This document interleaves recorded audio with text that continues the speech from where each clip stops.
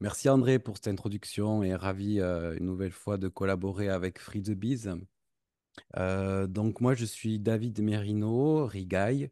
Euh, donc je suis cofondateur et directeur de Permatera.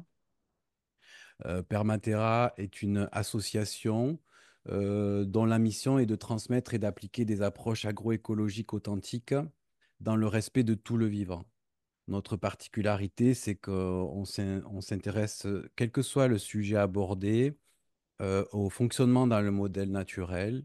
Et ensuite, on élabore des outils et des conduites de culture ou d'élevage qui s'inspirent vraiment des modèles naturels. Donc, c'est une approche authentique de l'agroécologie. Donc, comment on remplit notre mission? Par la création d'une ferme expérimentale à Céré. Donc, on est installé au Mas-Salavall, dans le sud de la France, dans le pays catalan, donc à la frontière espagnole, entre la mer et la montagne. On cultive de la spiruline, on a un rucher expérimental, donc c'est vraiment le sujet de ce soir. Au Mas-Salavall, on accueille aussi des animaux, des poules et des moutons. On a un grand potager dans lequel on a diverses méthodes de production et on fait de la transformation. Progressivement, cette ferme, au fur et à mesure qu'on va améliorer nos recherches de financement, va devenir un système euh, agroécologique très diversifié, incluant des vergers multi-étagés, de la rotation de pâturage en interrang, euh, la culture de céréales, de la transformation, une unité de microbiologie des sols. Voilà, donc on va vraiment créer une ferme agro-sylvo-pastorale, donc où l'arbre est très important, l'animal et les cultures végétales. Ce qui nous intéresse ce soir, c'est notre partie rucher expérimental. Donc, on a un rucher sur lequel on expérimente depuis de nombreuses années, avec des échecs, mais aussi des réussites. Et voilà, donc ce que je vais expliquer ce soir, c'est vraiment le résultat d'échanges avec de nombreux collègues, confrères français, suisses, bien sûr, mais aussi québécois. Je passe à Apicentris, qui ont une approche intéressante au Québec. Je les salue s'ils écoutent. Et voilà, donc c'est vraiment le résultat d'une maturation d'expérience et intellectuelle sur la place de l'homme et dans la nature. Donc je salue particulièrement Monsieur Guillaume qui est au bureau de Permatera, qui a écrit L'apiculture écologique de A à Z, donc un livre de 800 pages. Euh, il a compilé de nombreuses informations, des recherches de Monsieur Frérès et a créé cet ouvrage. Voilà, donc je pense une pensée particulière à Monsieur Guillaume qui a 82 ans maintenant et qui est au bureau de Permatera. Le deuxième axe de notre association, c'est un centre de formation. Donc depuis 2014, on a développé un catalogue. On est certifié Calliope, donc toutes nos formations sont finançables, soit par Vivea, soit par différents OPCO, soit par France Travail, mais aussi bien sûr en autofinancement. Donc notre catalogue est construit de façon à ce que chaque sujet qu'on aborde soit complémentaire de l'autre. Par exemple, l'apiculture est complémentaire par sa pollinisation des vergers, du maraîchage. On a une série sur la spiruline, qui est un substitut aux protéines qui est vraiment très intéressant et qui a un impact écologique très faible par rapport aux nutriments. On travaille aussi sur l'agriculture syntropique avec Hervé Covès. On a des très belles formations avec Franck Chevalier sur l'utilisation des eaux de ruissellement, donc l'hydrologie régénérative, mais aussi des systèmes plus diversifiés, système agro-sylvopastoraux. On appelle ça planter la fertilité. Voilà, donc on a des grosses formations aussi avec pas mal d'intervenants sur l'agroforesterie, avec Agroforesterie Academy en partenariat avec Arbres et Civilisation. Une série sur l'arbre avec Alain Pontoppidan, voilà, et pas mal aussi de formations sur les transformations. Voilà pour la présentation, merci pour ça. Je vais donc commencer le thème de ce soir qui est l'apiculture de sauvegarde et la ruche écologique. Je vais essayer d'être assez synthétique. Donc, La collaboration avec l'abeille, telle qu'on la vit actuellement, est en toile de fond, est teintée par une perte de biodiversité dans le monde. Donc, Apis mellifera, qui nous intéresse là, est une espèce qui est en danger de disparition et comme beaucoup de vivants. Une étude, par exemple, du WWF montre que jusqu'à 70% de la vie sauvage a disparu sur Terre depuis les années 70, ce qui est un chiffre colossal et assez inquiétant, même plus inquiétant que peut-être le changement climatique. Quelques autres chiffres pour illustrer ça. Une étude allemande assez récente dit que 75% de la biomasse d'insectes volants a disparu, disons, ces 30 dernières années. C'est énorme.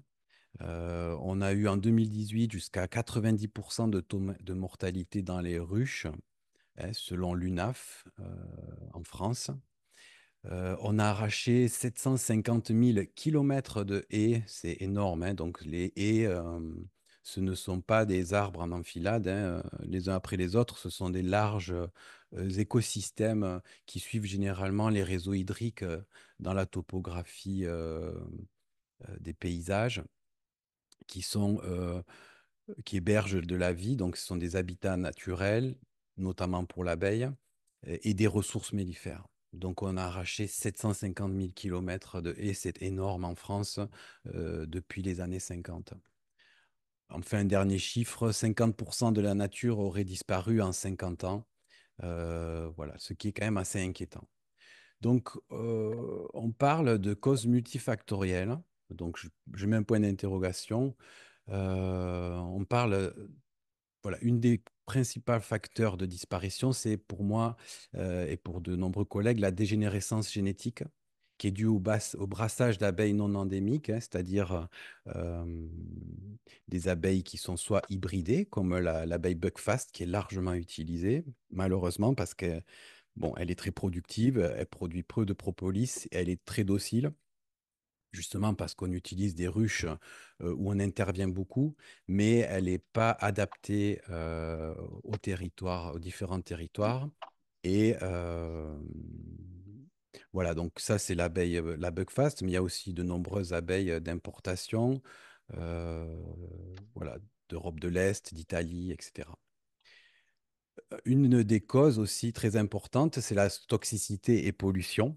Donc là, bon, ça, on est tous au courant de ça, y compris les professionnels qui tirent l'alarme sur l'utilisation d'insecticides systémiques comme les néonicotinoïdes ou les différents Roundup ou différentes épandages qu'il y a dans la nature, y compris dans l'élevage, hein, où les éleveurs, pour déparasiter les animaux, que ce soit équins, bovins, utilisent des produits comme Ivomec.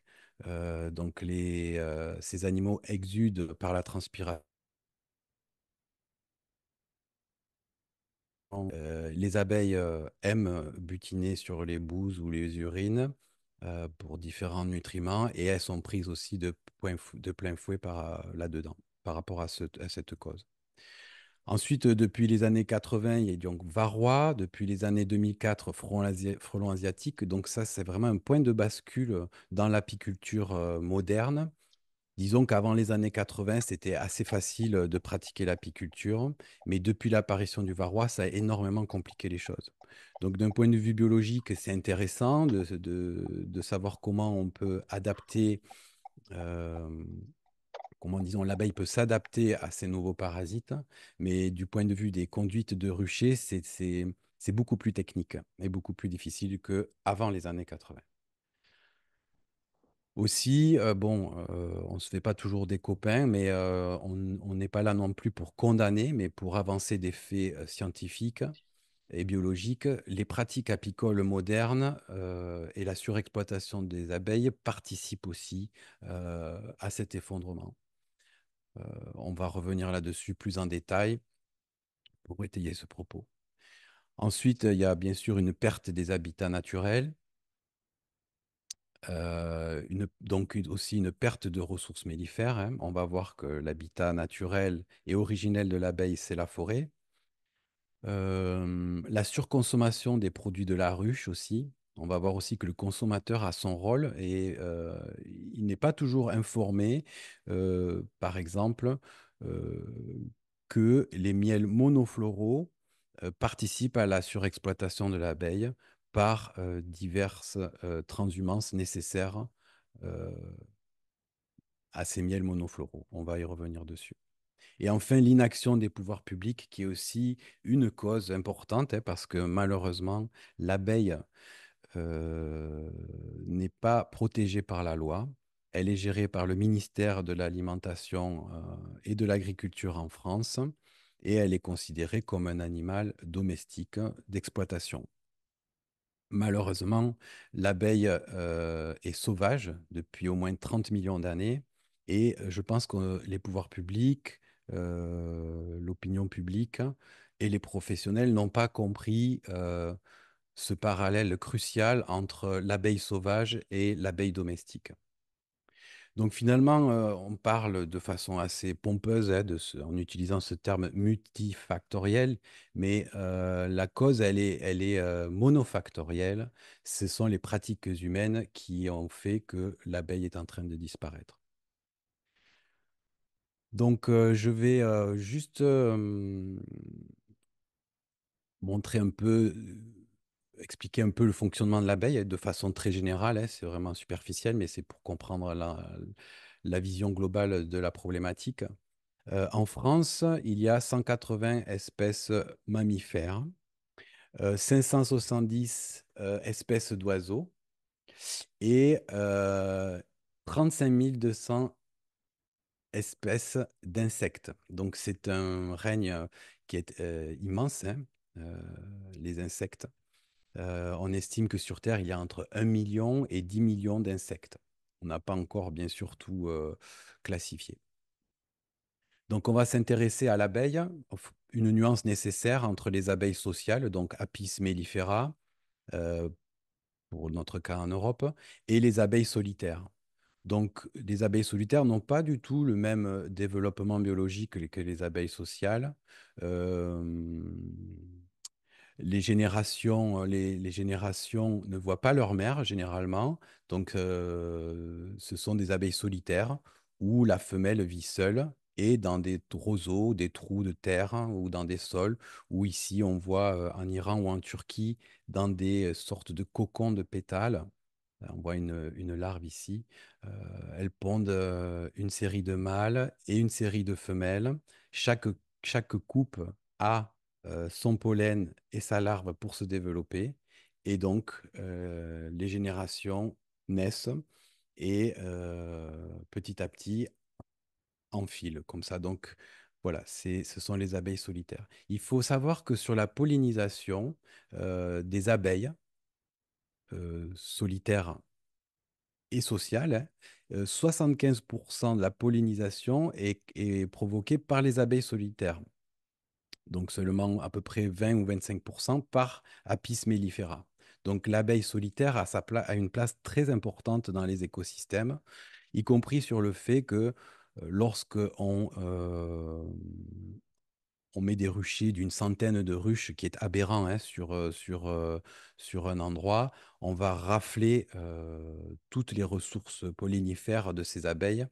Voilà, donc il faut savoir que Vincent Albouy, qui est entomologue et qui s'intéresse à l'abeille sauvage, dit par exemple que la densité d'abeilles au niveau naturel, de colonies, est de 2 au kilomètre carré. Donc déjà, nous, en petit apiculteur amateur, quand on a 5 ou 10 ruches, on a une belle population d'abeilles sur notre emplacement. Les abeilles vont à peu près à 3 kilomètres de la ruche. Donc voilà, quand on a des apiculteurs pros qui viennent, par exemple, hiverner chez nous dans les Pyrénées-Orientales, avec leurs centaines de ruches, ils raflent toutes ces ressources, puis ils vont dans d'autres endroits rafler d'autres ressources, puis ils vont enchaîner plusieurs transhumances avec leur cinquantaine ou centaine de ruches. Voilà, donc la capacité de charge de la nature à créer de la ressource, elle est limitée, donc il est important de ne pas inonder les espaces de ruches d'Apis mellifera. Donc, abeilles solitaires, on parle, nous, d'abeilles noires d'Europe, donc d'Apis mellifera mellifera, qui est l'abeille endémique d'Europe. Donc, on va chercher d'abord à comprendre l'abeille, vraiment dans son fonctionnement. La première chose à savoir, c'est qu'elle est 17 000 fois plus âgée que nous. Ça fait à peu près plus de 30 millions d'années qu'elle évolue seule dans la nature. Donc, son habitat naturel, c'est le tronc d'un arbre mort ou quelquefois de cavités rocheuses. Mais il y a un lien très fort entre le végétal et l'animal, et notamment l'abeille. À un moment donné de l'histoire, il y a eu un pacte qui a été scellé où le végétal offre le gîte et le couvert et les insectes permettent donc la prolifération de ce végétal. Donc l'abeille est un animal forestier, ça c'est très important de le comprendre. Son habitat naturel, c'est le tronc d'un arbre mort, donc on sait bien que la sève circule entre l'écorce et le tronc et qu'au bout d'un moment, lorsque les arbres sont suffisamment âgés, hein, on ne parle pas de forêts jeunes telles qu'on les construit, notamment des forêts d'exploitation, qui sont finalement des champs d'arbres et pas des véritables forêts. Donc l'abeille vit dans ces cavités. Un arbre mort, c'est vraiment, enfin, le bois mort, c'est vraiment un pilier de la vie sur Terre, à tous les niveaux, de l'invisible au visible. Je pense au monde des champignons, des bactéries, la vie du sol. Je pense aux différents insectes dans le bois, aux-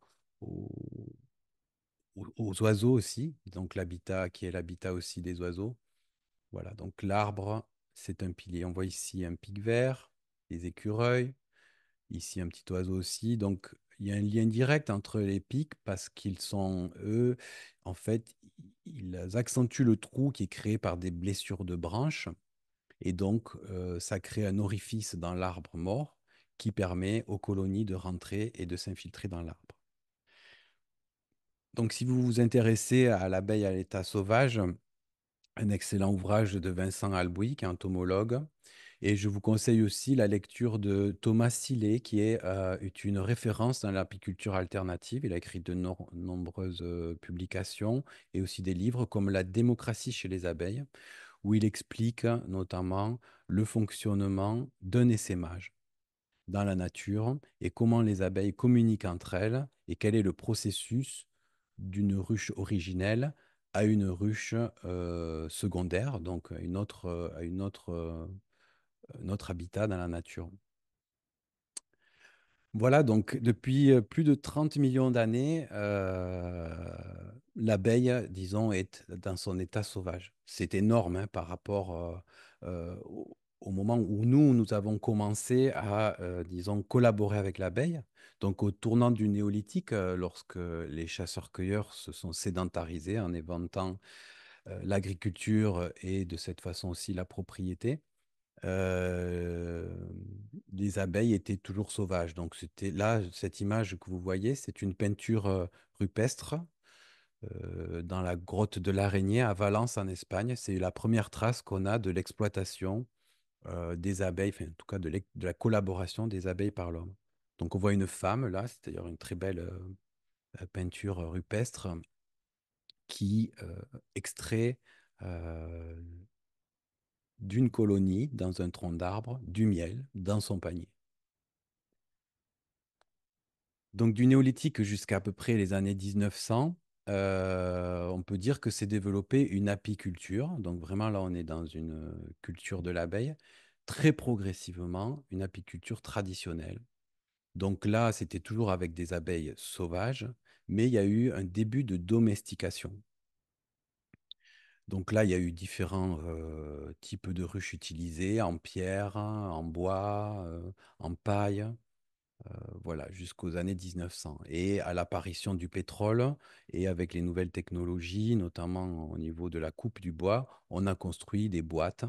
Et c'est là que, début 1900, par exemple, Dadan, qui était un commerçant français, a immigré aux États-Unis pour développer la ruche d'Adam, qui est une ruche d'exploitation. Et donc de 1900 jusqu'à nos jours, s'est développée l'apiculture moderne, qui utilise principalement des ruches à cadre et petit à petit, et quand même depuis les années 50, ça s'est beaucoup accentué, une surexploitation de l'abeille qui, on va le voir, amène à, euh, à sa disparition finalement. Donc les abeilles sauvages aujourd'hui sont en danger. D'ailleurs, on a des difficultés à employer ce terme. On parle plutôt d'abeilles vagabondes quand on a des essaimages plutôt que des essaims sauvages, tant l'abeille endémique a été perturbée, notamment par le brassage génétique. On va y revenir. Donc il y a un point de bascule très fort dans les années 80 à l'apparition du varroa. Donc là, l'apiculture a changé vraiment de visage. Donc, la problématique qui est à se poser, c'est vraiment comment faire cohabiter, si c'est possible, hein, l'abeille sauvage et l'abeille domestique. Parce qu'en la domestiquant lors de ce dernier siècle, qui est une étincelle depuis l'apparition du genre Apis il y a plus de 30 millions d'années, euh, ben, on peut dire que, en tout cas en France métropolitaine, on a plus de souches sauvages. Donc, bien sûr, on va s'interroger sur nos pratiques ou nos comportements. C'est l'objet de ce bavardage ensemble. Donc, la ruche que je vais présenter parallèlement, donc dans les ruches utilisées en apiculture écologique ou naturelle, il y a plein de ruches différentes, hein. Il y a la ruche kényane, la ruche veuille, la ruche gatinois, il me semble, au Québec, la Sunhive, la ruche tronc cévenole, la ruche tronc catalane, voilà, il y a plein de types de ruches. Nous, on s'intéresse à la ruche écologique qui cumule les avantages d'une ruche de biodiversité, mais aussi, si on veut récolter, et toujours dans la notion de partage au profit d'abord de l'abeille, on peut, on peut facilement extraire du miel.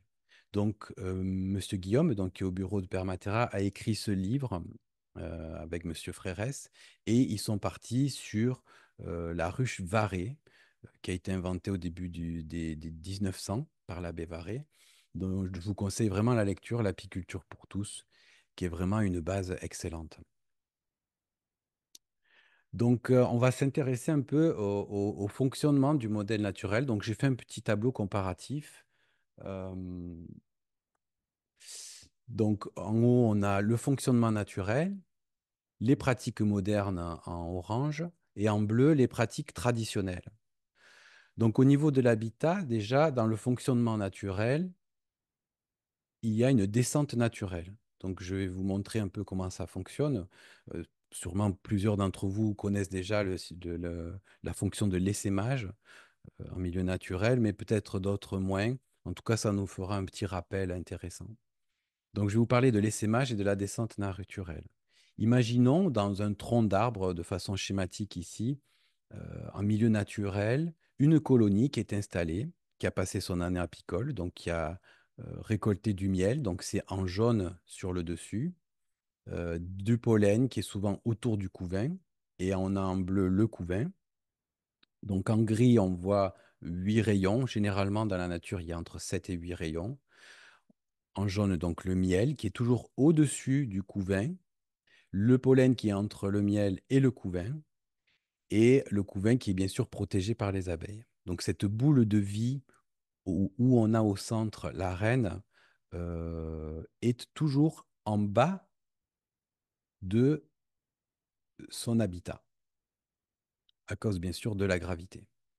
Donc imaginons qu'on est au printemps, donc on a une colonie qui est qui a une bonne vitalité. Généralement dans la nature, Thomas Sillet nous dit que un habitat naturel, le volume est entre 45 litres et 60 litres.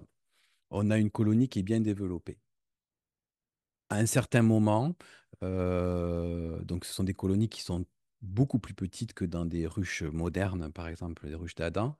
L'essaim va manquer de place dans son habitat et les ouvrières vont décider qu'un essaimage doit avoir lieu. Donc, elles vont commencer à élever une semaine avant l'essaimage environ euh, une série de cellules royales. Le développement des cellules royales est de 16 jours. Et au bout de 7 jours après le début de cet élevage, va être provoqué un essaimage. Donc, une boule de vie où il y a la vieille reine et, disons, le tiers ou la moitié des abeilles existantes va se former en bas de la ruche et donc va essaimer. C'est c'est la fonction naturelle de multiplication de l'abeille. Si on empêche l'essaimage, on provoque à terme une dégénérescence du système sexuel de la lignée des abeilles. Donc cet essaim va donc sortir de la ruche, hein, certains ont peut-être déjà vu ces essaimages, et va se poser provisoirement entre quelques heures et 24 heures sur, par exemple, une branche d'arbre dans la nature. Une fois que cette boule de vie avec la vieille reine à l'intérieur et les abeilles ouvrières, donc les abeilles ouvrières vont prospecter. Donc je vous conseille la lecture de Thomas Sillet sur la démocratie chez les abeilles. Elles vont prospecter les alentours. Donc elles ont la capacité d'évaluer le volume, mais aussi la hauteur d'une colonie, parce qu'en milieu naturel, les colonies sont entre 4 et 5 mètres de hauteur pour éviter les parasites et les animaux à ras de terre. Elles ont aussi la capacité d'évaluer le volume. Donc, quand on pose une ruche piège, par exemple, il ne faut pas qu'elle soit trop petite ou trop grande parce que les butineuses qui cherchent un nouvel habitat chercheront un habitat qui sera adapté au volume mûr de la colonie, c'est-à-dire à peu près 45-60 litres. Parenthèse, il reste dans la ruche d'origine les cellules royales qui ne sont pas encore éclos et après 16 jours va éclore dans la ruche mère euh, une fille qui va tuer toutes ses sœurs et rester donc la mère, la reine mère, oui, qui va se faire féconder en 5 jours, donc au bout de 16 plus 5 jours, donc 21 jours. Si tout se passe bien, on a une reine fécondée qui revient dans la ruche et qui, toute sa vie, va pondre 2000 œufs en moyenne dans la ruche. Notons que ce système de sélection naturelle de la fille qui va tuer ses sœurs est un système qui permet d'accentuer donc la sélection naturelle, donc de privilégier la reine la plus forte. Et quand les abeilles aussi choisissent la larve, elles le choisissent de façon très méthodique et elles savent précisément quelle abeille et intuitivement ou chimiquement, elles savent quelle sera la larve la plus euh, solide pour la survie de l'espèce. Donc je reviens à notre essaim qui est sur la branche d'un arbre. Il va rester après l'essaimage peut-être entre 1 heure et 24 heures. Et pendant ce temps, donc, comme je le disais, les butineuses vont prospecter le lieu pour trouver un nouvel habitat. Disons qu'elles trouvent une autre cavité d'un arbre vide de l'intérieur et elles vont décider d'aller dans ce nouveau habitat. Donc là, les cirières qui ont un rôle particulier, hein, c'est une des fonctions des abeilles ouvrières, les cirières vont commencer à construire des cires. La reine, la vieille reine qui est déjà en place et qui a déjà sa spermathèque pleine, hein, va pondre dans ces cires et l'essaim va grandir au fil de la mielée en plein printemps. Une petite couche de pollen est toujours entre le miel et le couvain qui grandit, qui s'étend et qui descend par la force de la gravité et qui va s'agrandir de façon à ce qu'il soit le plus grand possible dans cette nouvelle colonie.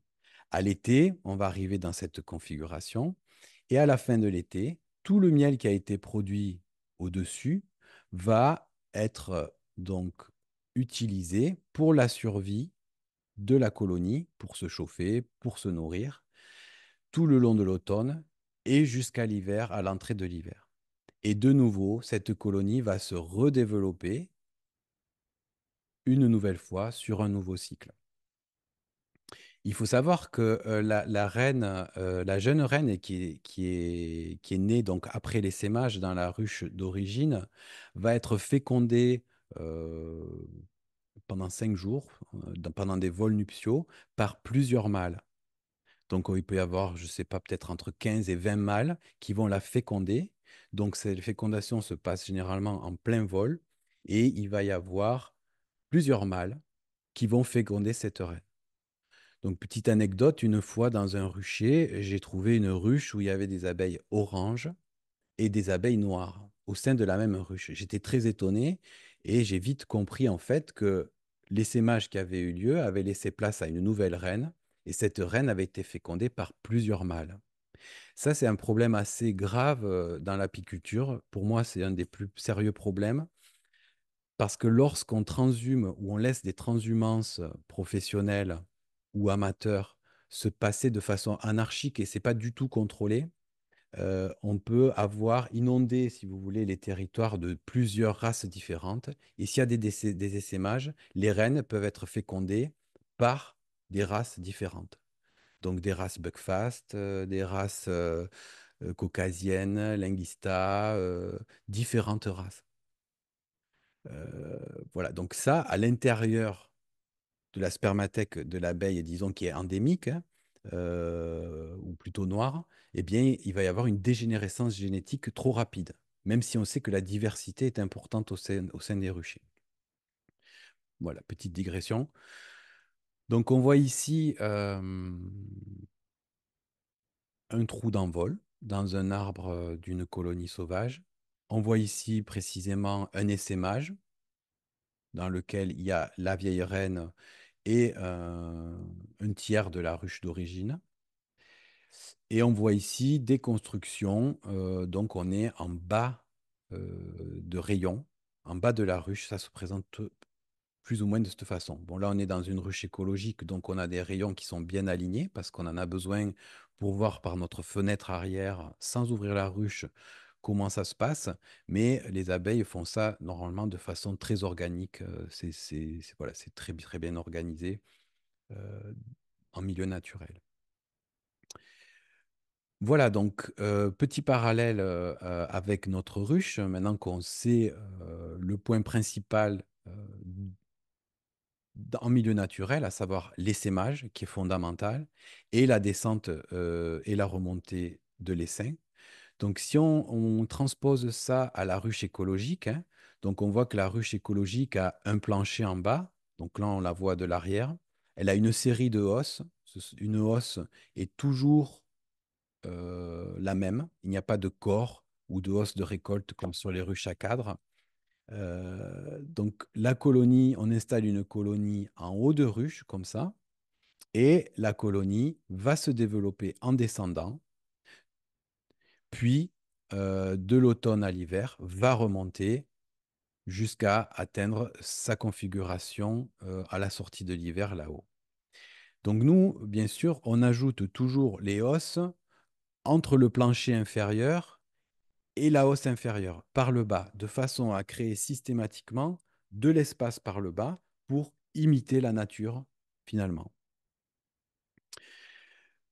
Petite précision, les ruches à cadre qui sont utilisées par l'apiculture moderniste, hein, qui est transmise donc par des professionnels via des syndicats, qui est largement, disons, utilisée, ne permettent pas cette descente. Donc, on est obligé d'ouvrir systématiquement, de retirer des cadres. Euh, on le fait normalement par deux. On retire les cadres de rive, on décale l'ensemble et on met des cires gaufrées pour renouveler les cires parce que le plancher bloque la descente naturelle.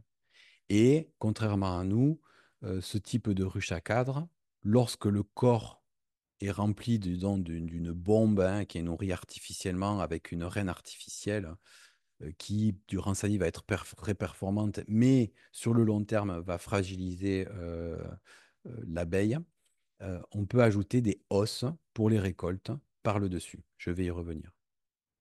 Donc voilà un cadre. On voit un peu cette image un peu romantique d'un apiculteur qui regarde son cadre. Pour nous, c'est une aberration, c'est une chose qu'on ne fait jamais, voire exceptionnellement quand on veut multiplier des ruches par division pour de la recherche de couvains frais, de couvains operculés et de rayons de miel. Donc, un des avantages de la ruche écologique, c'est d'avoir des fenêtres à l'arrière qui nous permet, sans ouvrir la ruche, de savoir où en sont les constructions, d'estimer s'il y a des mâles ou pas, d'estimer aussi la quantité de miel qui est produit, la vitalité de la colonie, etc., etc. Donc, il suffit d'ouvrir la fenêtre arrière et on a déjà des très gros indices. On n'a pas besoin d'ouvrir la ruche.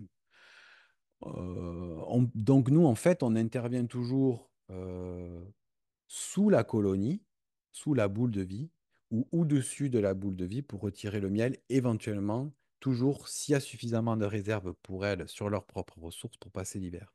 Donc, on intervient dessus et dessous la boule. Ce système de la ruche écologique, basé sur la ruche varée, permet donc de ne pas déranger, de ne pas stresser l'abeille quand on l'ouvre régulièrement.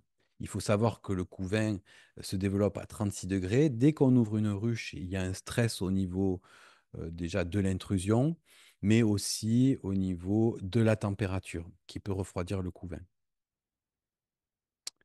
Voici par exemple dans notre rucher école l'ajout d'une hausse par le dessous. Donc vous voyez ici, sur cette hausse ici, il y a une colonie qui s'est développée avec du miel, du pollen. Le couvain se trouve ici. On a décidé de rajouter une hausse pour éviter un essaimage parce que on peut se donner la possibilité, disons de 2 années sur 3, de récolter du miel sur nos colonies.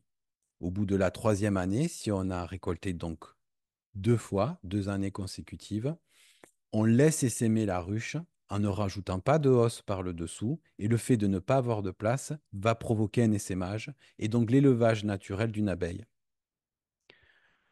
Donc, si vous voulez, on a un élévateur à ruches. L'inconvénient de ces ruches, hein, c'est que tout le poids est sur le dessus. Donc là, il y a des moyens, disons, manuels. On utilise des brancards si on n'a pas d'élévateur. Mais là, on a un élévateur avec une fourche qui soulève l'ensemble. Et on voit ici la troisième hausse qu'on ajoute entre ce plancher et la hausse inférieure.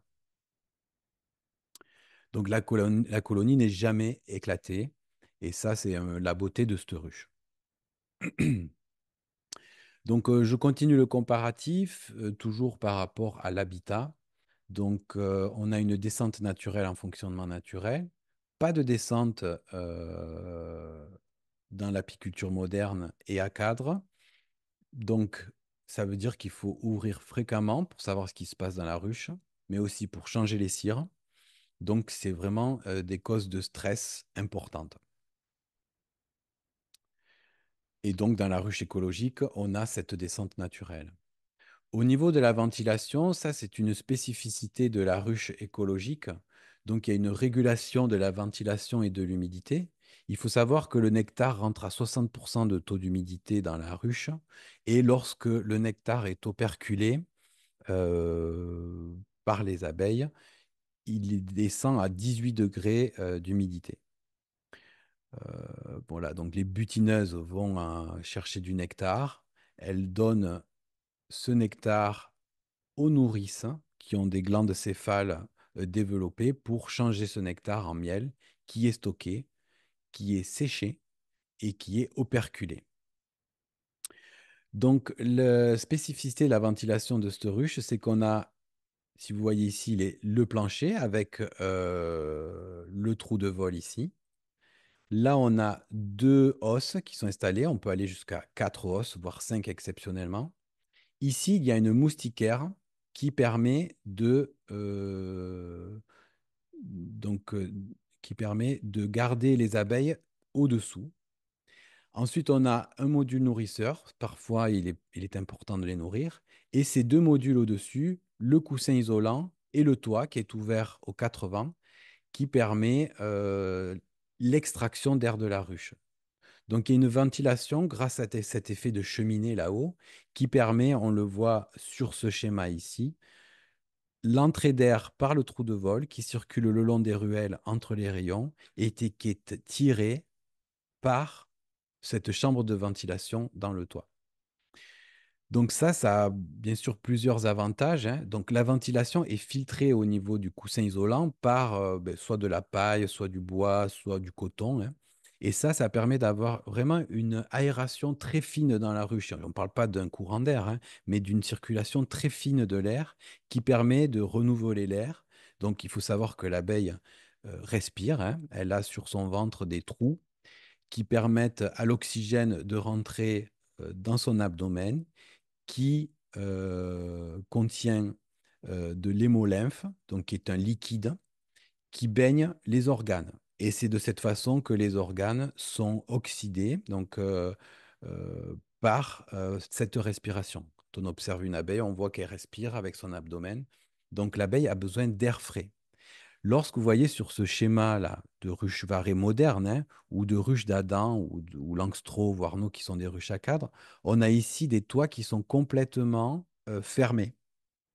On nous apprend souvent, les professionnels nous apprennent souvent dans les ruches écoles qu'il faut incliner les ruches d'Adam vers la porte d'entrée. Et effectivement, on voit que l'excès de condensation d'humidité coule avec des gouttelettes d'eau et sort par les portières, par la portière, par le trou de vol devant, ici. Pourquoi? Parce qu'il n'y a pas de ventilation, donc un manque d'oxygénation et une prolifération notamment de champignons qui va affaiblir la colonie, donc qui va demander des traitements, euh, notamment on peut avoir du couvain plâtré qui est très courant parce que voilà, il y a trop d'humidité s'il y a eu trop de pluie à l'extérieur. Donc voilà ce système de ventilation qui est une originalité aussi de la ruche écologique et qui est très intéressant. S'il y a des questions, je pourrais répondre à la fin de la présentation. Donc, là, au niveau de la ventilation, elle est douce en milieu naturel dans les troncs. C'est tamponné aussi par les qualités, disons, de respiration de l'arbre, hein, qui est très poreux au niveau de son épaisseur extérieure. Donc, il y a vraiment une bonne isolation. Dans les pratiques modernes, donc les ruches sont quand même des planches assez fines. Il n'y a pas de ventilation, donc trop d'humidité. En plein soleil, l'été, c'est des fours. Et en plein hiver, ça devient des frigos. Alors qu'avec une ruche écologique, on a une ventilation qui est régulée par les abeilles elles-mêmes. Donc, cette moustiquaire ici est bouchée et débouchée, les trous, suivant les besoins de ventilation. Ceci dit, j'ai remarqué qu'elles ont tendance quand même à boucher au bout de quelques mois systématiquement toutes les ruches. Mais c'est quand même quelque chose de très intéressant pour nous, notamment lors des canicules, où on peut retirer ce moustiquaire et retirer un peu de propolis et rajouter une moustiquaire pour créer plus de ventilation. Donc moi, par exemple, pendant les canicules d'été, qui sont de plus en plus courantes, je change la moustiquaire, je retire le coussin isolant, et là, il va y avoir une ventilation beaucoup plus importante. Donc ce sont des ruches qui font beaucoup moins la barbe, hein. La barbe, donc, ce sont toutes les, les, les- les abeilles qui ne sont pas utiles la journée dans la ruche, qui vont sortir, se coller devant l'entrée et sous le plancher d'envol, pour laisser de la place euh, à la ventilation et pour éviter de surchauffer la ruche, qui, je le rappelle, est à 36 degrés au couvain. Le volume en milieu naturel, donc il est environ de 40 litres. Ça a été par des informations croisées confirmé. Le corps de ruche d'Adam est de 60 litres, qui est trop volumineux. Donc, on peut avoir en plein hiver des ruches qui meurent de faim parce que elles n'ont pas pu aller trop loin dans la ruche, sur les cadres de rive, par exemple, où il y a du miel, parce que il faisait trop froid. Il faut dire aussi que ce volume est problématique parce que depuis l'arrivée du varroa, on sait que au niveau biologique, la femelle varroa va rentrer avant l'operculation dans les cellules euh, du couvain. Et après l'operculation, donc à partir entre le 6 septième jour ou huitième jour, la femelle varroa va pondre un mâle et une série de femelles dans le couvain. Donc le varroa se développe dans le couvain de l'abeille. Et à l'éclosion de la nymphe, ce varroa et ses enfants femelles, donc de varroa femelle, vont se développer et ainsi de suite. Donc on va avoir un développement en exponentiel du varroa tout le long de l'année. Donc les ruches d'Adam, ce sont comment dire, des volumes trop importants, donc ça va favoriser le développement du varroa. Notons au passage que s'il n'y a pas d'essaimage, ça va encore plus accélérer la population du varroa, d'où des traitements systématiques par les professionnels, chose qui n'est pas souhaitée. Je vais vous dire pourquoi. Donc le volume, c'est vraiment quelque chose de... Ça crée des bombes productives, mais c'est productif, disons, pour les essaims qu'on a euh, actuellement ou dans un futur très proche, une vision très courte. Mais à long terme, ce sont des ruches qui ne favorisent pas euh, la sauvegarde de l'abeille. Et enfin, on a un volume de 37 litres sur deux os varés, donc qui est la configuration minimale d'une colonie au printemps en pleine activité. Donc après, si on veut retirer du miel, c'est possible. On le fait que 2 années d'affilée. La troisième année, on va laisser s'aimer pour renouveler la reine naturellement. Et là, donc, si on veut produire du miel, on va rajouter une hausse, puis une autre hausse dès qu'elles sont construites chacune aux trois quarts pour éviter les essaimages. Les cires en fonctionnement naturel sont issues des cirières. Donc, les cirières, c'est une fonction de l'abeille ouvrière. Donc, l'abeille ouvrière vit 42 jours. Les premiers 21 jours, elle va être consécutivement nettoyeuse, nourricière et après butineuse. Donc, l'abeille nourrice a des glandes céphales qui permettent de nourrir. Ensuite, ces glandes céphales vont s'atrophier au profit de glandes ciliaires qui sont dans l'abdomen. Et c'est là qu'elles deviennent donc ciliaires. Et ensuite, ces glandes de l'abdomen s'atrophient et c'est là qu'elle devient l'abeille butineuse. Donc, c'est elle qu'on voit à l'extérieur qui va chercher toutes les ressources, propolis, eau, pollen, nectar, etc. Et c'est elle aussi qui est sur le plancher d'envol qui monte la garde sur le trou de vol.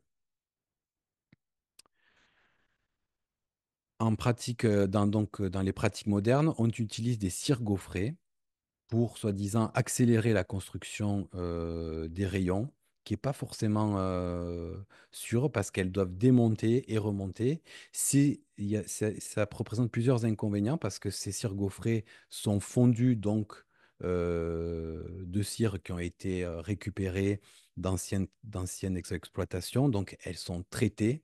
Généralement, les traitements en professionnel sont avec de l'amitrase, de l'apivar, qui sont des molécules très fortes qui se retrouvent dans les cires, dans le bois, etc. Mais aussi, ces cires sont très chères et et leurs tailles ne sont pas adaptées. Donc, elles sont gaufrées, les tailles ne sont pas adaptées aux différentes races et elles, enfin, la taille des cellules change aussi. On sait qu'à un moment donné, les cirières vont construire des cellules plus grosses pour accueillir des œufs non fécondés de la reine qui vont devenir des mâles, alors que les cellules des abeilles ouvrières est beaucoup plus petites. Et donc, en ruche écologique ou dans des pratiques traditionnelles, les cires sont issues des cirières. Donc, on ne fait que amorcer nos barrettes, alors que sur des ruches à cadres, on gaufre des cadres. Donc les bâtis, ce sont des rayons en milieu naturel qui sont construits librement, de façon organique, qui s'entremêlent les uns des autres. Voilà, c'est quelque chose de magnifique à observer. Les ruches à cadres, ce sont des ruches, donc des rayons droits, qui sont dans des cadres qui sont pré-gaufrés. Et nous, dans la ruche écologique, par exemple, mais aussi dans de nombreuses autres ruches, hein, je pense à la Sunhive, la Kenyane, les ruches-troncs, etc., on va avoir des rayons construits librement. Bon, pour nous, c'est sur des barrettes qu'on amorce parce qu'on veut, à travers les fenêtres, bien voir ce qui se passe sur chacune des ruelles. Donc les ruelles, ce sont les espaces qu'il y a entre les cires gaufrées, entre les rayons construits, pardon. Et ça permet aussi une ventilation plus efficace.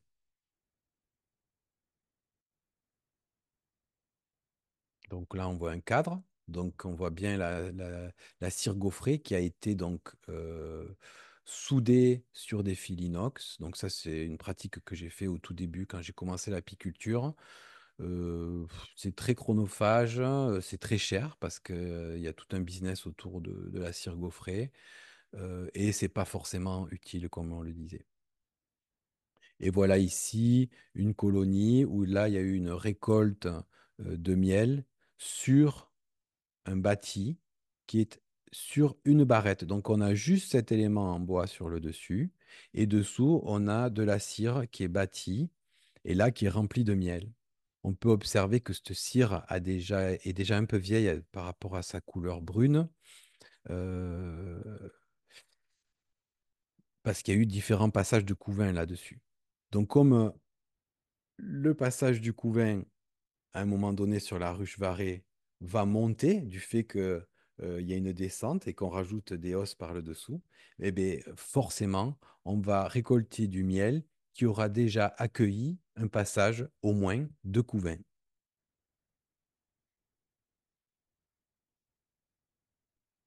Petit parallèle, bon, excusez-moi, là, là, tout ce que je dis, c'est vraiment pour survoler le sujet, hein, ça demanderait des gros approfondissements, mais c'est intéressant pour la vision générale. J'ai appelé cette vignette au niveau génétique, donc j'ai rassemblé plusieurs choses là-dessus parce que ça me semble vraiment très important. Donc les transhumances, dans le fonctionnement naturel, il n'y a pas de transhumance. Une colonie va se multiplier grâce à la ponte de la reine, d'une part, et d'autre part, grâce à l'essaimage. Donc lorsque on empêche l'essaimage, on fait perdre la vitalité sexuelle au niveau de la lignée complète de l'abeille. C'est une pratique très grave. Donc, dans les pratiques modernes, on fait plusieurs transhumances, entre, disons, 3 et 6 transhumances. Donc, il y a une grosse fatigue des abeilles et c'est pour produire aussi des miels monofloraux. Donc, en fait, les apiculteurs professionnels qui sont soumis à, disons, des contraintes de rentabilité et de production vont, à la sortie de l'hiver, avoir des corps de ruches d'Adam, généralement, très populeux, parce qu'ils sont stimulés artificiellement avec des nourrissements de sucre. Et ils vont mettre ça, par exemple, dans le sud de la France, près de la mer, où les hivers sont doux, ou sous les amandiers, ou la bruyère blanche ici. Une fois que les abeilles auront, disons, raflé la ressource locale euh, de cette première mielée, les pros donc, vont retirer ces os et vont extraire du miel d'amandier ou du miel de bruyère. Ensuite, ils vont reprendre le même corps et ils vont aller sur différentes mielées, l'acacia par exemple, ou la lavande, ou le colza, puis après le châtaignier, et puis après des miels de montagne. Et en fait, à chaque fois, ils vont ajouter des os et on aura donc des miels monofloraux. Donc, le consommateur qui est friand de miels monofloraux participe à cette surexploitation. Alors que le miel, c'est du miel millefleurs dans la nature depuis des millions d'années. Et c'est ce que nous aussi, on préconise et on fait. Donc, on n'a pas de transhumance, on a du miel millefleurs. Donc, la seule exception qu'on fait depuis quelques années, c'est qu'on transhume de façon, pour le secours quand on n'a pas arrivé à piéger suffisamment le frelon asiatique lorsqu'il est très populeux de septembre et de façon exponentielle jusqu'à décembre. Là, on a des attaques tellement fortes sur nos ruchers qu'on est obligé de les mettre soit très haut en montagne, soit en plaine dans certains endroits où on sait qu'il n'y a pas ou très peu de frelons asiatiques. Ça permet de sauver nos ruchers. C'est vraiment, disons, la technique radicale pour éviter que le frelon dégomme des colonies entières à l'automne. Il faut préciser par ailleurs que à l'entrée de l'hiver, on a une surpopulation de varrois. Donc la population de varrois est très élevée. La population de frelons asiatiques est aussi, elle, très élevée. Et en même temps, on a une baisse de la colonie qui part, disons, de 50 000 abeilles en saison jusqu'à 5 000 abeilles en décembre, à l'entrée de l'hiver.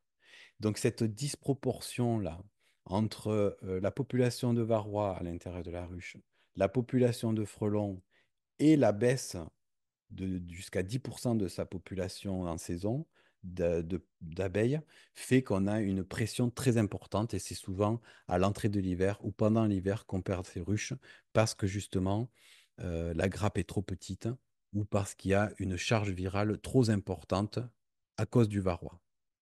Parce que varroa crée des inflammations à cause de ces morsures entre les anneaux de l'abdomen de l'abeille, parce qu'il va se nourrir de la graisse de l'abeille entre ses abdomens, entre les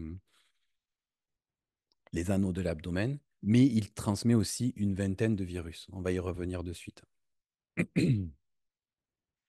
Au niveau de la sélection des reines, en milieu naturel, on a un essaimage à chaque saison. Une faute d'orthographe, c'est au singulier saison.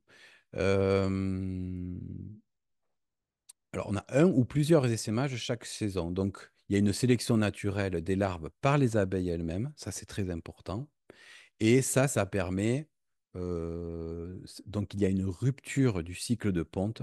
Et ça, on sait que c'est très important pour la lutte contre le varroa, sachant que le varroa se développe dans le couvain.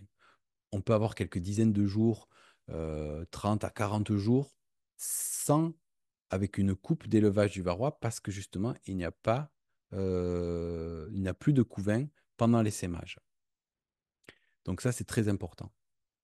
En pratique moderne, la sélection des reines est faite par picking, c'est-à-dire qu'on prend des larves de moins de 3 jours et elles sont donc sélectionnées, disons, de façon aléatoire par l'éleveur qui va prendre ces larves et les mettre dans des cadres où il y a des coupes et simuler une ruche orpheline avec des abeilles qui vont élever uniquement sur ces larves des reines.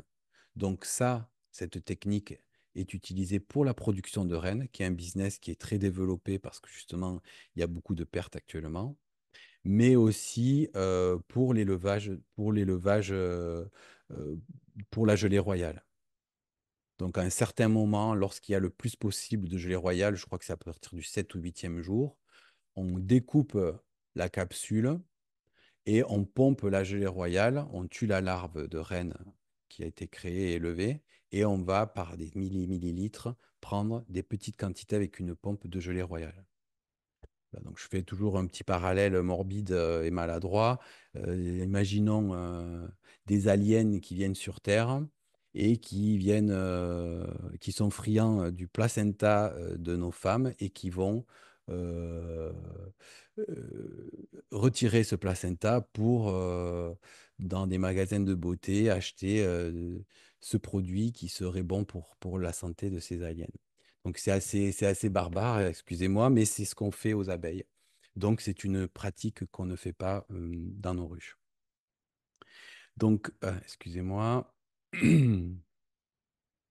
Donc ce brassage génétique artificiel est très grave pour l'abeille endémique et pour sa rusticité, sa vitalité sur le long terme.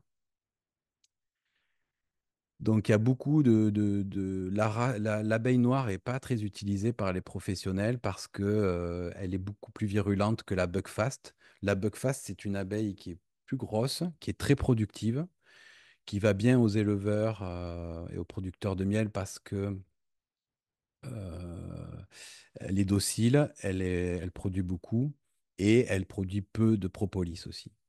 Mais c'est vraiment un gros problème pour l'abeille, euh, au niveau de l'espèce sur le long terme. Donc d'autres races sont utilisées, mais je ne vais pas m'attarder là-dessus. Donc nous, on laisse essaimer au moins tous les 2 ans, où on a fait 2 récoltes sur une ruche. Voire sur certaines ruches, on laisse essaimer systématiquement. Et, en fin de présentation, je vous montrerai, moi, ma vision du rucher écologique pour aller plus loin. Euh, donc, il y a une sélection naturelle des larves par les abeilles. Je rappelle, c'est très important. Elles savent précisément quelle larve donnera la meilleure reine. Et ensuite, la reine fille va aller tuer ses sœurs pour qu'il y ait une nouvelle sélection. Au niveau de la multiplication, donc en milieu naturel, c'est seulement par essaimage.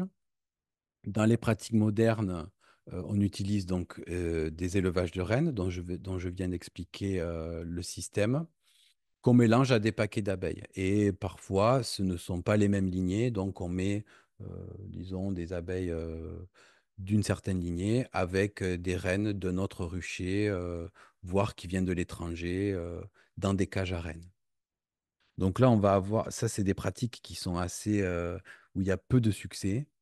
Et, ça fonctionne, mais ça donne des colonies, très affaiblies du point de vue du patrimoine génétique, hein, et, qui doivent être systématiquement, traitées, surnourries, si on veut qu'elles passent les hivers.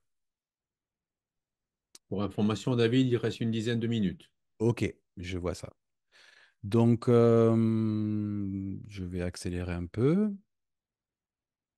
Donc nous, on peut multiplier, mais, ce sont des essais artificiels par division et on invite les abeilles sur du couvain frais de moins de 3 jours, à choisir elles-mêmes leur ruche. Ça, c'est quelque chose, qu'on peut faire parce que ce qui est important, c'est une fois qu'on a une souche, qu'on sait qu'elle est résistante, parce qu'elle a été au contact des virus, donc son patrimoine génétique s'est développé pour s'adapter à ces nouveaux pathogènes et ces nouveaux virus, on peut élever ce type de souche et c'est là où on aura le plus de succès dans l'apiculture. Donc à long terme, il faut savoir donc élever nos propres souches. Ça, c'est fondamental. Donc l'essaimage, c'est chaque saison, une fois minimum, plusieurs fois en fonctionnement naturel. Dans les pratiques modernes, on prévient l'essaimage, sinon il n'y a pas de production, donc c'est soumis à la rentabilité.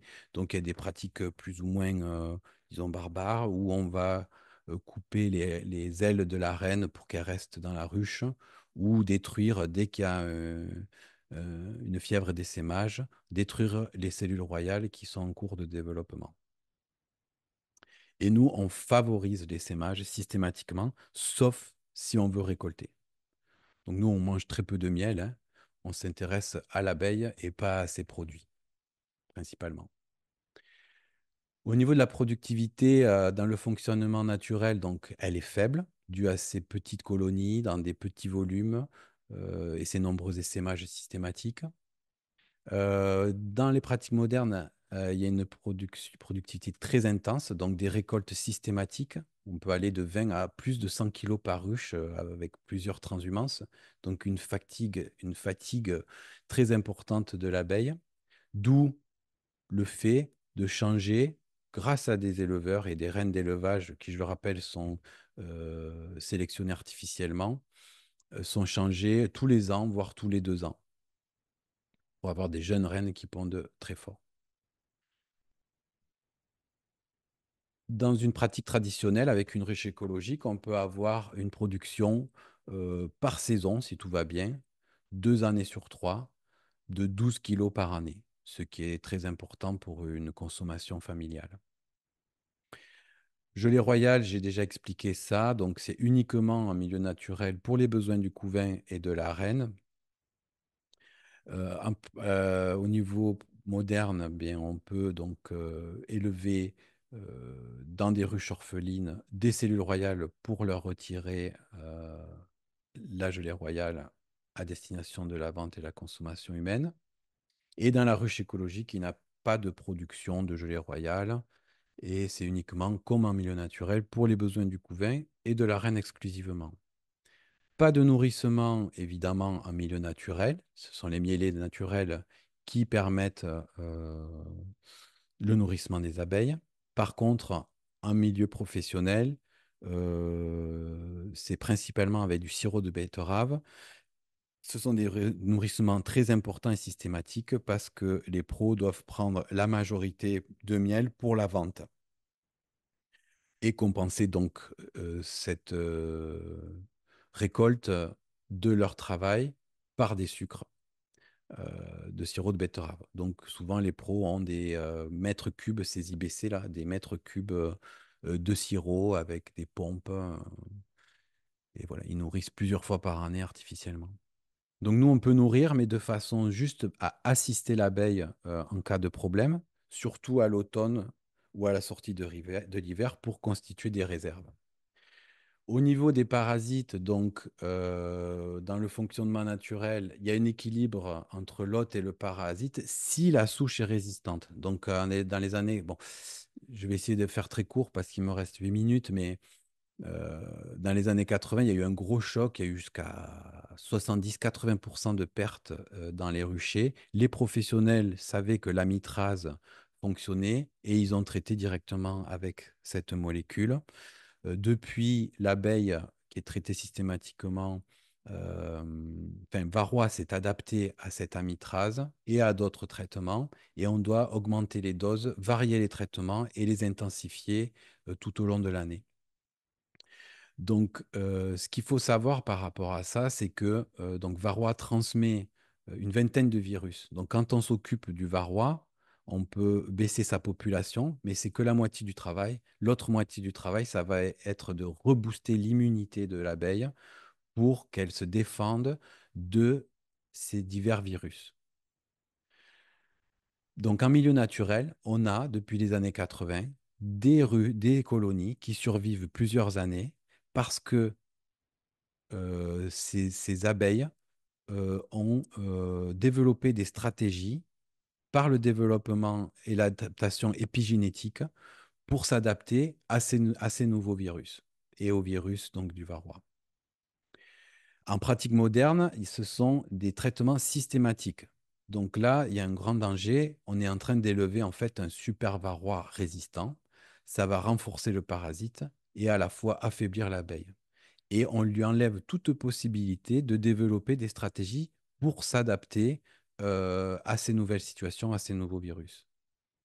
Donc, en pratique traditionnelle, avec nos ruches écologiques, si la souche n'est pas résistante, et c'est généralement le cas lorsqu'on achète un essaim chez un apiculteur qui traite systématiquement toutes ces ruches, euh, on peut traiter possiblement ces abeilles parce que sinon il y aura une charge virale trop forte, notamment à l'entrée de l'hiver et ce qui permet donc de baisser la pression pour qu'elle soit acceptable, pour mettre en contact quand même l'abeille avec varroa et le virus, parce qu'inévitablement, il va falloir que qu'ils cohabitent les deux à partir de maintenant.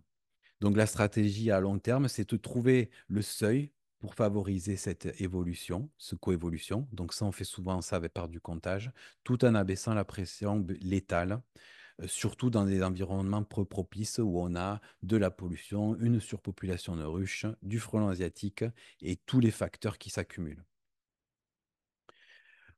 On a aussi des moyens biomécaniques pour traiter le varroa. On est en train d'expérimenter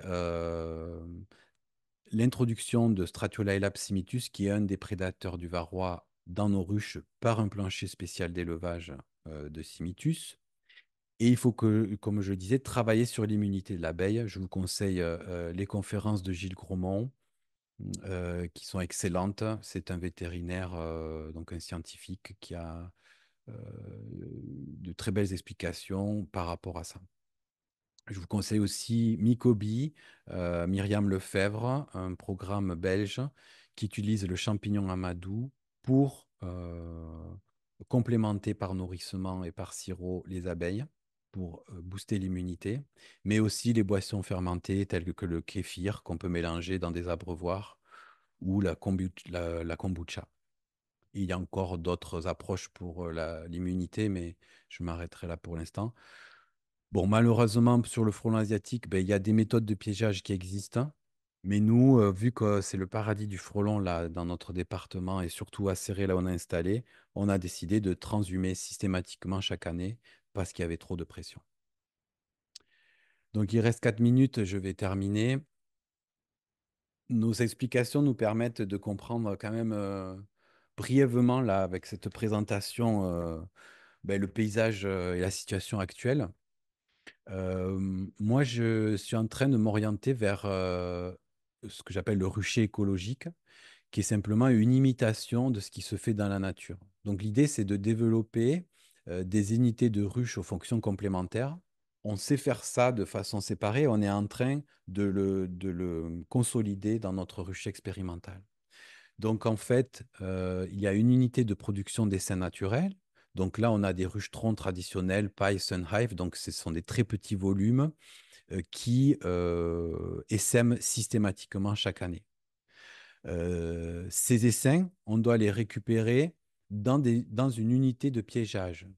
Donc là, il faut des pièges qui soient à 4 ou 5 mètres de hauteur, euh, avec un volume suffisant, comme je l'ai dit, ni trop petit ni trop grand. Il faut qu'ils ne soient pas trop loin du rucher, entre 100 et 300 mètres, et il en faut 2 ou 3 par rucher. Une unité de production de miel, donc avec des ruches écologiques.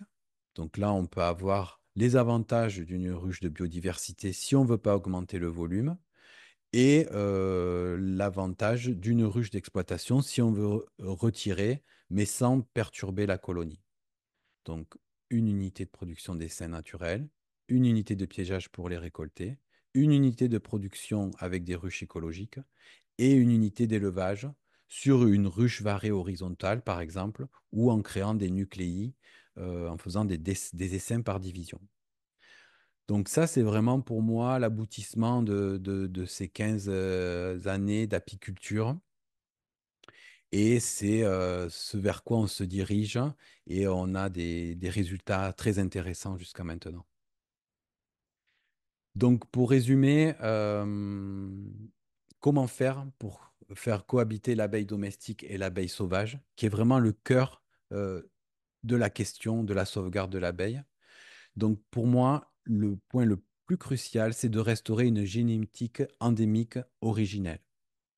C'est-à-dire de repartir bien avec ce qu'on a, avec des ruchers de fécondation saturés en mâles endémiques, et de travailler de façon collaborative sur un territoire pour utiliser uniquement une race endémique.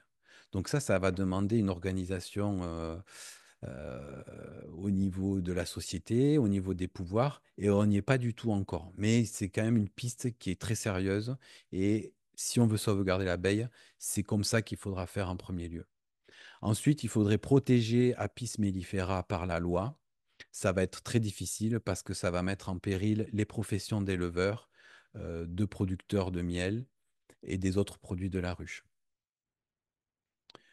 Il faut créer un contexte favorable et réensauvager, c'est-à-dire zéro pesticide dans l'environnement. On n'y est pas encore.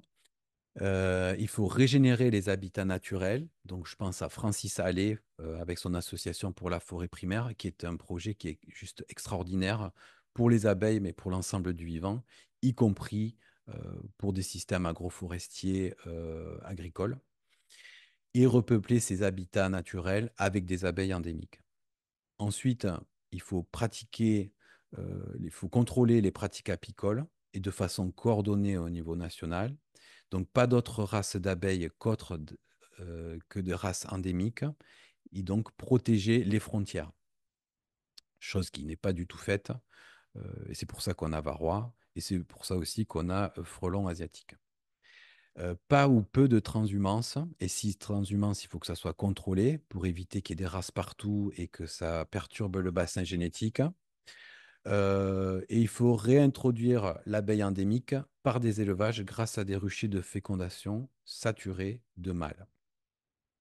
Je termine, André.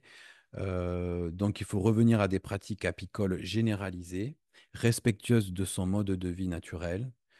Voilà, donc on a abordé pas mal tout ça. Pas de sélection artificielle, pas de surexploitation, pas de nourrissement artificiel et laisser essaimer largement, sauf si on veut récolter de façon sobre, ce qui se faisait, disons, dans l'apiculture familiale et paysanne jusque dans les années 1900-1950.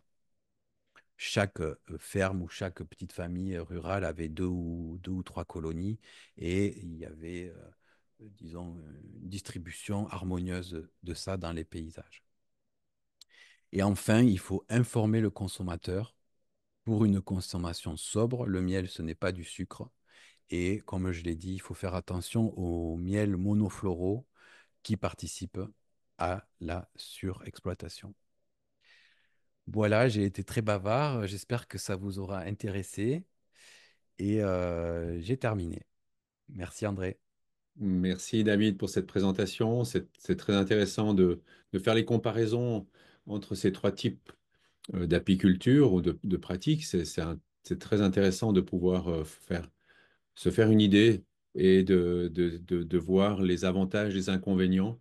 Et évidemment, je profite juste ici de vous parler d'une formation que nous allons faire en Suisse. David est invité pour la troisième année, je crois, à une formation d'initiation à l'apiculture écologique qui aura lieu le 3 et le 4 mai en Suisse. Donc, vous pouvez vous inscrire sur notre site freethebees.ch. Mais bien sûr, regardez aussi le catalogue de Permaterra, où cette formation est aussi présentée, bien sûr, 2 ou 3 fois par année. Mais si vous êtes en Suisse ou proche de la Suisse, profitez du passage de David à ces dates-là. Il y a de nombreuses questions, tu pensais bien. Petite question pratique concernant la moustiquaire. Comment les abeilles, puisque le nourrisseur est passé dessus, comment les abeilles peuvent atteindre ce nourrisseur avec la moustiquaire?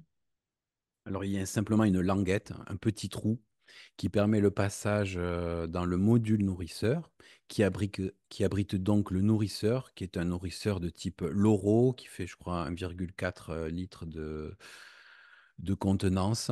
Et à l'intérieur de ce nourrisseur, on a une coupe où les abeilles peuvent accéder au nourrissement sans sortir de ce nourrisseur. Donc c'est très confortable pour nous quand on a besoin de nourrir avec un sirop pour restocker ou pour stimuler.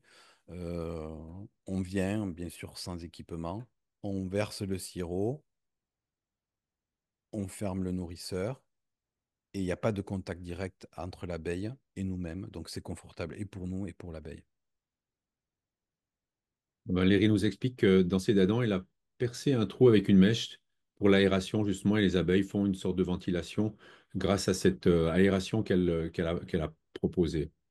Il y a une question qui se dit peut-être naïve. Pourquoi les apiculteurs, qui doivent être des passionnés des abeilles, n'utilisent pas tous des ruches écologiques? Et c'est une question d'ignorance ou de profit? Alors, c'est une question très intéressante parce que moi, je connais des apiculteurs pros qui sont très intéressants, qui sont des humains adorables, euh, mais ils ont une approche de production, donc d'élevage, hein. Et pour ça, la ruche d'Adam est très pratique. Donc, ça facilite leur travail, mais ça contraint l'abeille d'abandonner son mode de vie naturel. Donc, c'est des ruches d'Adam qui sont explosives, qui produisent plus lorsqu'elles sont boostées. Elles sont facilement empilables, elles sont facilement transportables pour les transhumances. Elles sont facilement visitables parce qu'on sort des ruches à cadre. Voilà. Donc moi, j'ai connu des apiculteurs qui utilisent des ruches écologiques, mais ils ont des ambitions financières très limitées au niveau de la rentabilité, voire ils ont dû fermer parce qu'ils n'arrivaient pas à s'en sortir avec 160 ruches varées. Voilà, donc, et puis je voudrais ajouter que pour nous, c'est pas évident de dire tout ça parce que je sais que c'est mal reçu chez des professionnels parce qu'on touche à leur gagne-pain. Mais ce ne sont pas des condamnations ni des jugements, parce que si on veut véritablement comprendre les causes de la disparition, il faut comprendre justement que l'abeille domestique, ce n'est pas l'abeille sauvage, et que malheureusement, on a généralisé l'utilisation de l'abeille domestique dans les paysages, c'est-à-dire qu'on a négligé la nature au profit de la culture. Une constatation ici, je constate que vous défendez à charge votre ruche écologique en le prenant, pour exemple, sur des formats plus petits que le dadan et qu'en fonction des saisons, l'ajustement de la taille du corps à couvain par retrait de hausse et de partition. Oui, Il c'est la n'y a pas de question? question, c'est pas une question là, hein, c'est D'accord. juste. Et plus loin, le miel récolté dans les alvéoles qui ont hébergé du couvain n'est-il pas sali par des résidus de nymphose ou des opercules de déchets de varroa? Non, le miel, on le consomme, on est en bonne santé, il est très bon. Nous, on l'extrait, on broie donc manuellement le miel qui s'égoutte naturellement. Le miel est excellent, les enfants en mangent depuis des années, nous aussi. Euh, voilà, puis je vous dis, ça fait des centaines d'années que l'humain récolte. euh, du miel qui sont produits aussi dans des cellules royales. Donc non, pour nous, il n'y a aucun problème à la consommation de ce miel. Au contraire, c'est un miel d'une grande qualité. C'est un miel qui n'est très rarement traité, en tout cas pas avec des produits chimiques. Exceptionnellement, on peut traiter avec donc de l'acide formique en été et de l'acide oxalique en hiver, mais on est en train d'expérimenter, nous, pour ce traitement, l'élevage de Stratiolaella psimitus, qui est un des prédateurs dans la ruche du varroa. Mhm. Alors, il y avait justement une question sur le varroa, on peut passer plus bas. Comment faites-vous pour retirer du miel lorsque la partie haute ne fait qu'un bloc avec les corps inférieurs et sans faire de dégâts sur la population? Alors c'est très simple pour la méthode de la récolte. Donc si on retire du miel, c'est qu'on a une configuration sur quatre hausses à l'automne. On récolte après l'été, une fois que tous les dés sont jetés au niveau de la saison. Donc si on a une hausse de miel, la hausse supérieure de miel, en descendant la deuxième avec du miel, et dessous du couvain et la colonie qui commence à remonter sur le quatrième élément, on peut retirer la hausse supérieure de façon à laisser au moins, disons, 10-12 kilos pour passer la fin de l'automne et l'hiver aux abeilles. Et on va donc, la veille, introduire un chasse-abeilles entre les deux premières hausses, donc les deux hausses de miel. S'il n'y a qu'une hausse de miel disponible, on la laisse aux abeilles, bien sûr. Et donc, on va, avec un fil à beurre, couper entre les deux hausses pour être sûr qu'il n'y a pas de construction entre les rayons de la hausse supérieure, entre le bas des rayons de la hausse supérieure et les barrettes de la hausse inférieure. On va couper avec un fil à beurre de façon invisible.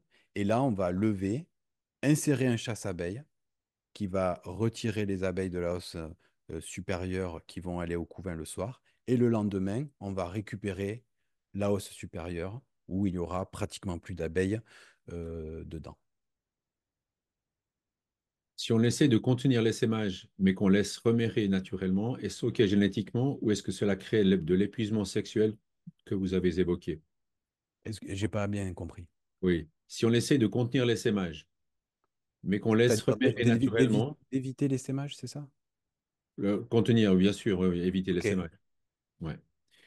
Euh, mais qu'on laisse remérer naturellement, est-ce OK génétiquement? Ou bien est-ce que cela crée de toute façon l'épuisement sexuel dont tu as parlé?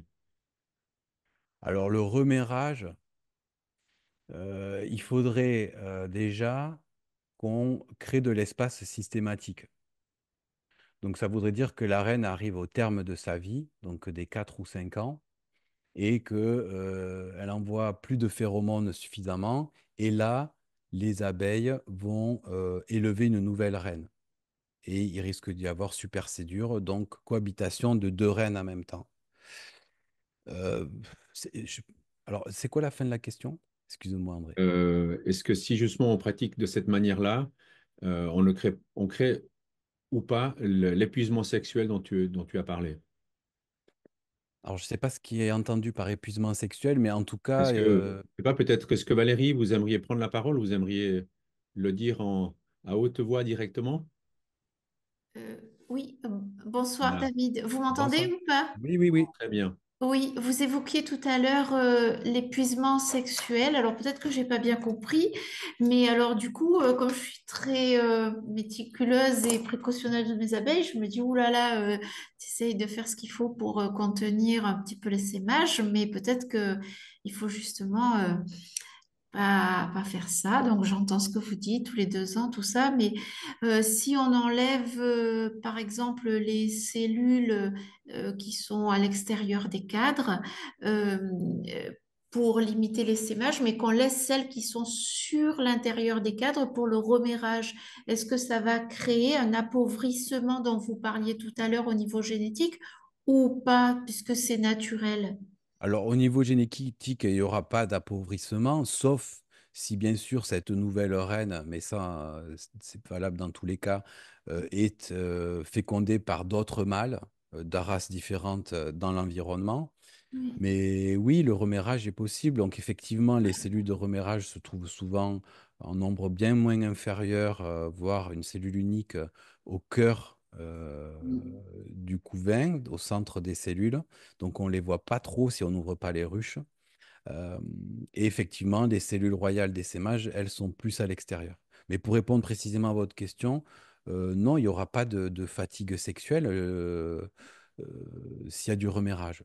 Par contre, Oui. voilà, moi je préfère laisser essaimer au bout de 3 ans Oui, j'ai maximum mes ruches, ce qui permet de récupérer une reine qui pourra essaimer elle aussi à son tour l'hiver d'après si elle est dans un petit volume et renouveler la reine de la ruche existante. Merci, je tiens compte de votre conseil. Je vais appliquer tout ça. Merci beaucoup. Je vais couper mon micro pour pas que ça parasite la conversation. Merci beaucoup. Merci, Merci. merci, merci Valérie, merci David pour la réponse. Sur l'adaptation des abeilles naturelles au varroa, est-ce que tu as des références? Alors oui, il y a de nombreuses références. On va peut-être les Alors, donner. Alors, on les donnera peut-être par la suite lorsqu'on publiera la conférence. si tu veux, mais bon, pour faire vite, il y a une étude en Angleterre, au nord, avec de nombreux apiculteurs qui a eu des adaptations au varroa. Il y a une étude aussi scientifique qui est très intéressante. Excuse-moi, j'en parle un peu, André, parce que c'est important. Très bien. À Cuba, qui a connu l'embargo, donc pas de possibilité d'avoir des traitements dans une agriculture très agroécologique, parce que justement, il n'y avait pas d'intrants et trop de pétrole pour faire de l'agriculture intensive. Et ils ont remarqué que l'abeille avait développé une capacité à décapsuler les cellules, à retirer varroa et à recapsuler les nymphes.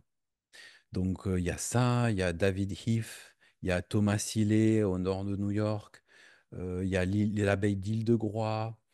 euh, des références, il y en a en pagaille, mais ce sont des apiculteurs qui ont pris des risques, notamment dans les années 80, qui ont décidé de ne pas aller vers des traitements systématiques. Il y a d'autres références. J'ai pas tout en tête, mais il y a plein de références. On pourra en noter quelques-unes lorsqu'on publiera sur notre chaîne YouTube Ok. la conférence. Vous pourrez retrouver ces informations par la suite. As-tu des problèmes de loc avec ta méthode? Franchement, nous, on est dans un environnement assez sec. Euh, on n'a pas de problème de loc. Les problèmes principaux, c'est dû à varroa et au frelon asiatique. Mhm. Donc là, sur notre rucher, on a 20% de pertes, tout à fait acceptable cet hiver. Le reste des ruches vont très bien. Une question sur les quantités de miel retirées. Pensez-vous que d'avoir des ruches qui produisent 12 kilos de miel est viable économiquement ou alors uniquement, on parle là d'apiculture de loisirs? Alors, économiquement, ça pourrait être viable si le prix du miel était très cher. Mais en l'occurrence, ça n'est pas le cas. Donc, non, vous n'allez pas gagner votre vie avec des ruches écologiques. Alors, l'abeille sauvage est donc en voie d'extinction. ne serait-il pas aussi possible de créer des zones protégées, zéro pesticide, pour les abeilles sauvages, comme il existe des zones protégées pour d'autres animaux, par exemple parc naturel européen ou avec réglementation stricte? Alors ça, faut demander aux politiques, hein. Ben, j'aimerais bien. C'est vraiment le projet aussi de Francis Allais pour la forêt primaire, qui pour moi est le fondement de la vie sur Terre. La forêt, c'est le fondement de la vie sur Terre. Donc oui, mais bon, là, c'est les pouvoirs publics qui ont la main, hein. Absolument. Et je rappelle que l'abeille est gérée par le ministère de l'Agriculture et de l'Alimentation et qui sont très sollicités par des lobbies professionnels d'élevage. Donc c'est une situation qui est, voilà, au niveau politique, qui est pas favorable à ça, en tout cas pour l'instant. Mhm. Ensuite, en fin du chat, ici, maintenant, il y a c'est une remarque, en fait, qui dit, la personne dit, le fond est intéressant, mais il va être difficile de revenir en arrière au vu du changement environnemental entamé par l'humain ces dernières années. Ben, moi, j'ai envie de dire qu'il faut revenir en avant, hein. Donc, bien sûr, c'est très utopique, hein, tout ce que je dis, mais c'est pas revenir en arrière, justement, c'est fort de la compréhension du passé, en conscience, euh, proposer des pistes. Donc, on en est loin, ça, je suis pas dupe, il faut rester lucide. Mais si véritablement on veut s'intéresser à la sauvegarde, il faut d'abord s'intéresser à la biologie dans son mode de vie naturel et partant de là, de façon extrêmement logique, d'adapter nos comportements pour faire cohabiter donc l'abeille domestique et l'abeille sauvage. Très bien, nous sommes arrivés à la fin pour l'instant en tout cas. Ça va, je pense, susciter des questions encore. Si jamais vous êtes intéressé ou vous avez des questions pour David, n'hésitez pas à les poser. Vous pouvez prendre contact sur le site de Permaterra, bien sûr, permaterra.fr. Sur le site freethebees.ch, nous avons aussi des réponses à ces questions. Les conférences que nous avons publiées jusqu'à maintenant traitent de ces nombreux sujets, ou entre autres aussi de cette adaptation de l'abeille au varroa par operculation, dont ce que vient de dire David, justement, il y a une conférence là-dessus. Donc voilà, les sources sont très vastes, il y en a beaucoup. Et si on veut en savoir plus et si on veut essayer de changer les choses, il y a des moyens, effectivement. Toute cette réflexion est très, très importante pour la suite. Mais n'oublions pas que l'abeille est vraiment d'abord un pollinisateur. Et comme d'autres abeilles, David a parlé du pourcentage de pollinisation. Mais c'est hyper important qu'elle puisse continuer à remplir son rôle. Mais aussi, il faut bien sûr que chacun euh, crée cette biodiversité. Je crois qu'on a un petit jardin, un petit balcon ou une grande surface. Ça vaut la peine vraiment de travailler et de pouvoir rendre notre terre plus fertile surtout et beaucoup plus variée en espèces pour que nous puissions continuer à vivre de manière sereine. Merci beaucoup à tout le monde. Merci à toi, David, pour cette présentation très intéressante. Et puis au plaisir de te rencontrer tout prochainement en Suisse. Merci à tous, merci André. Une bonne soirée à tout le monde. Au revoir. Au revoir.